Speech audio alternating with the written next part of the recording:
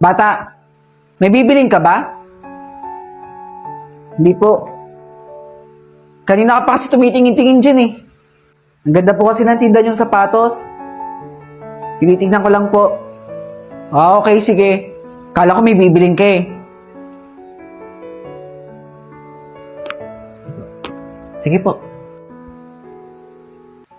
Ikaw na naman, bata. Bibili mo na ba? Ganda talaga. Pasensya na po. Hanap ko lang po kasi magkaroon ng bagong sapatos. O sige, sige, sige. Pwede sa gilid ka muna. Kasi may bumibili din eh. Sige po. Sige po. Ayos ang pares po. Sige, kunin ko po.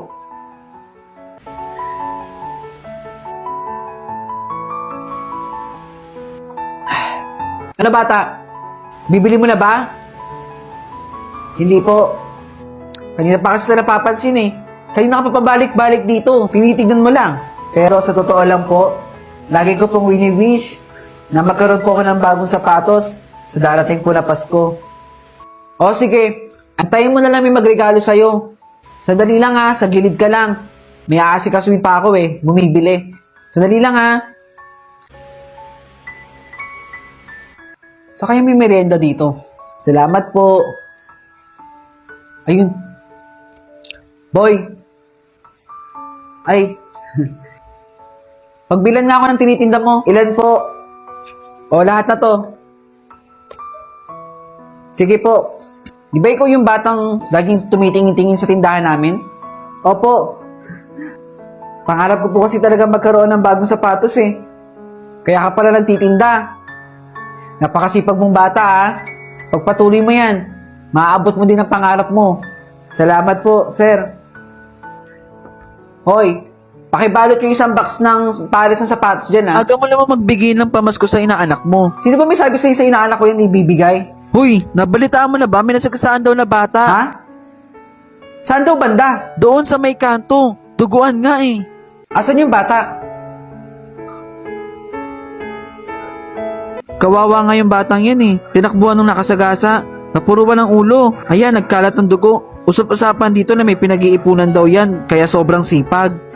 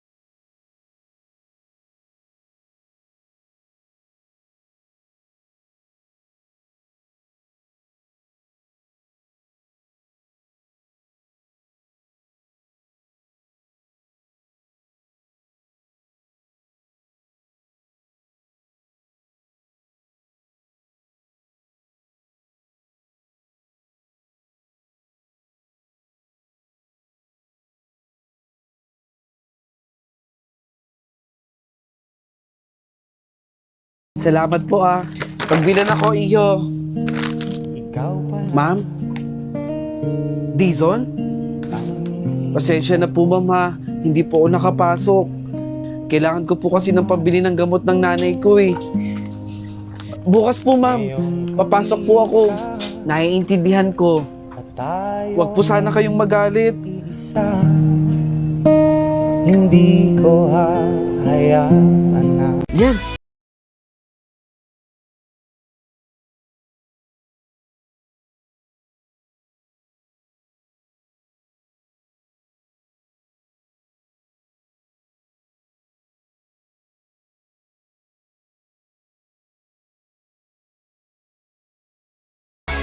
O, ito naman dila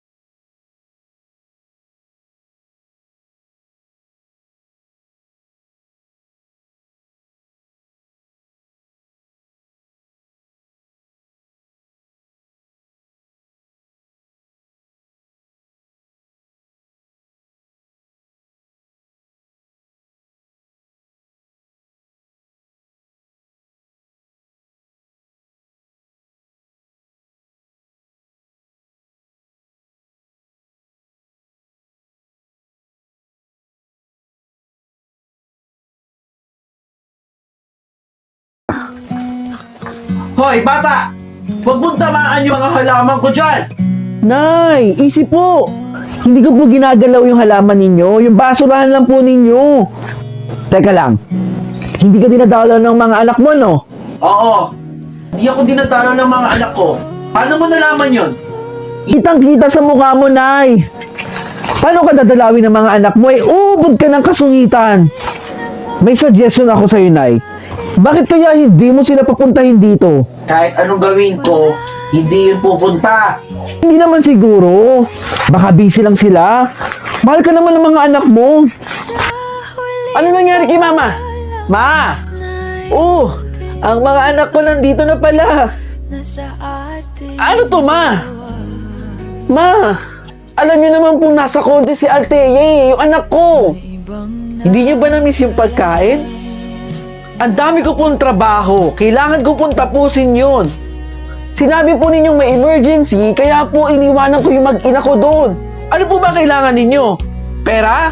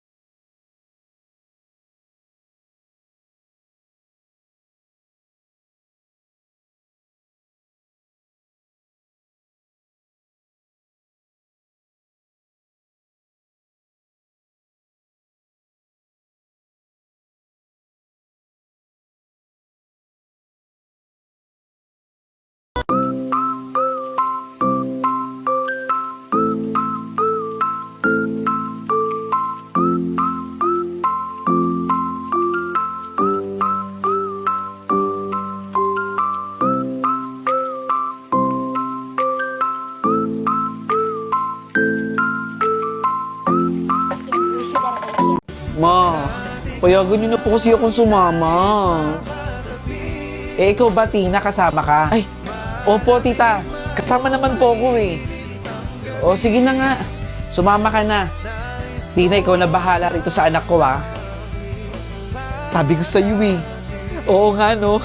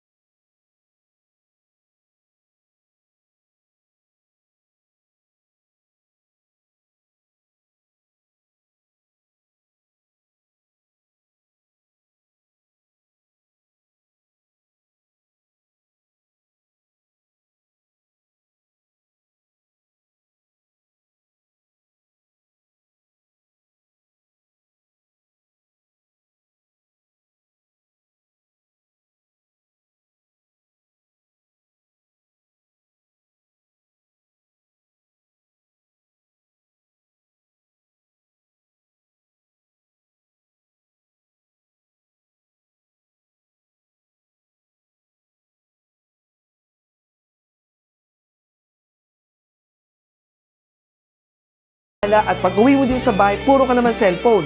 Ayusin mo yung desisyon mo sa buhay. Tama na po, tama na po. Paulit-ulit na lang eh.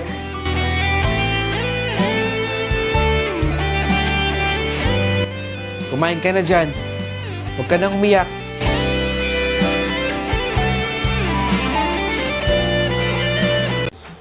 Buti nakabukas yung pintuan. Kanina ko pa hinahanap si Mark eh. Uy, Mark! Kanina pa ako dito sa labas. Pasok ka. Kanina pa kita inaantay dito eh.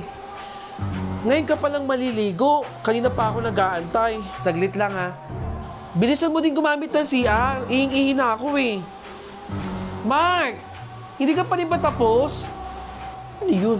Ba't parang may kumakaluskus doon sa pintuan? Sino yun? Teka, bakit bukas yung pinto? Mark? Mary! Nandiyan ka na pala. Ba't di ka nagsasabi? Akala ko ba naliligo ka? Ha? Eh, bumili ako ng itlog. Uulamin natin. Bukas kaya yung pinto mo, kaya Teka. Eh, sino yung kausap ko? Alam mo, ikain lang natin yan. Gutom ka lang.